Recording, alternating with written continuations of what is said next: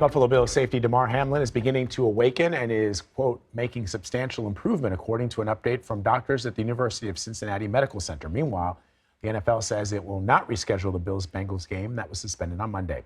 Joining us now for more is USA Today NFL and Olympic sports reporter Tyler Dragon. Tyler, thanks for joining us. How did the league come to the decision to cancel the game, and what impact does that have on the schedule? Well, it has a lot of an impact. The league pretty much figured out that no matter what the outcome was in that Bills-Cincinnati game, it would not affect the playoff standings or the teams that are in the playoffs.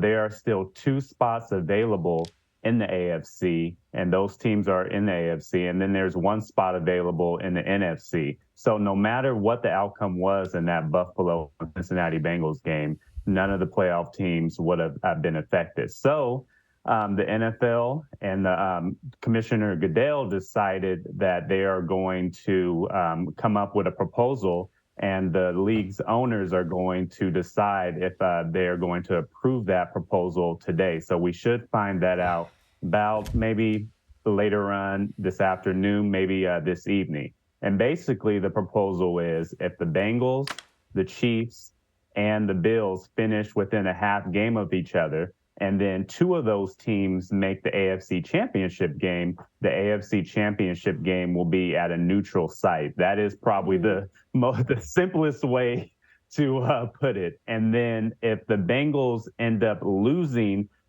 this weekend's game against the Baltimore Ravens, and then the Bengals and the Ravens play the first week in the playoffs, that location of that game will be decided by a coin flip. So those were the biggest, points in the proposal that the league's owners are going to decide on today.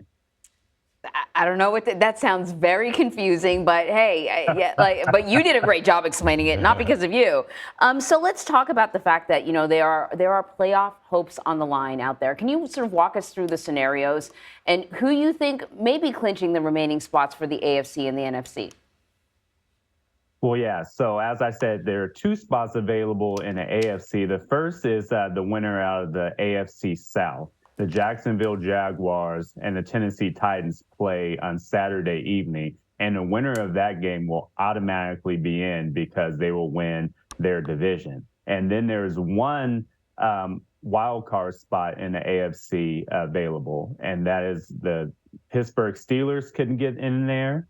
The New England Patriots can get in there, or the Miami Dolphins. Now, I tend to believe the Pittsburgh Steelers will get in there with a Hall of Fame level head coach and Mike Tomlin, Super Bowl winning head coach, and they're playing pretty good at the end of the season.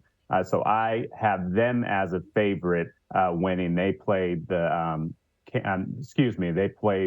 Cleveland Browns. So I do have them in there. However, keep in mind that the Miami Dolphins, I know Tua Tagovailoa is hurt, but they're a sneaky good team. They still have Tyreek Hill, and they play the New York Jets. So I still, they are a team to watch out for. And then the NFC, I have the Green Bay Packers. You cannot count out Aaron Rodgers and his playoff experience, been the multiple NFC championship games. Obviously, he's won a Super Bowl. If the Packers beat the Detroit Lions on Sunday night, it's going to be a national television Sunday Night Football. They are in. If they lose and the Seattle Seahawks win, they will get in, and they're currently the number 7 seed. But the Packers are in a win or get in scenario, and I cannot bet against Aaron Rodgers.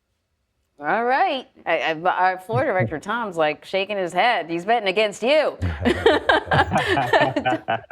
Tyler Dragon, thank you very much. Thanks for having me on.